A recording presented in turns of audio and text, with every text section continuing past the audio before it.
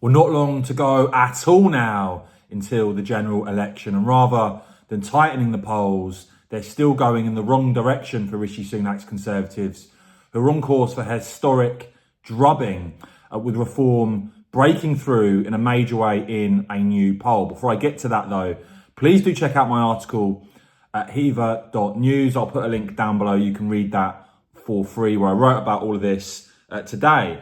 Now, last night we did have the last Starmer versus Sunak debate. Certainly it seems things could have been spiced up if they'd had Nigel Farage in a three-way debate or a one-on-one with either of those two, considering Reform in many polls either level with the Tories or ahead of them as the second party. But hey, we had Starmer versus Sunak again, and it was pretty much a score draw according to voters, a 50-50 split there according to YouGov. With the election now fast approaching, perhaps the most dramatic piece of research during this entire campaign came out yesterday, and it showed this: that Reform, who not long ago many were writing off as having a chance of winning any seats at all, actually, according to this electoral calculus MRP poll, could win 18 seats. And that would mean that Nigel Farage, Richard Tice, Lee Anderson would all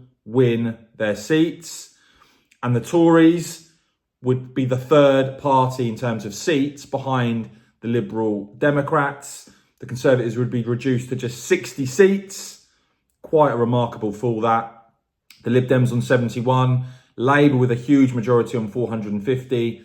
Reform would have 18. And the Greens would have 4 MPs as well, if that indeed plays out. And I suspect we will have much more debate and focus after this election on electoral reform, given that Reform could, for instance, secure many more votes than the Lib Dems and far fewer seats. The trends continue to play out. The Conservatives at a record low, Reform hitting record highs and breaking through, and Rishi Sunak, even in his own seat, facing, it seems, a significant challenge. The Prime Minister himself, far from guaranteed from winning his own seat. Could the Prime Minister himself lose his own seat in what would be a real shocker on election night? As I said, with not long to go now, guys, that is a pretty dramatic set of figures. Let me know if any of that surprises you or not. I will, of course, keep bringing you all the latest on this and more. So please do whack this video a quick thumbs up. And of course, as ever, cheers for watching.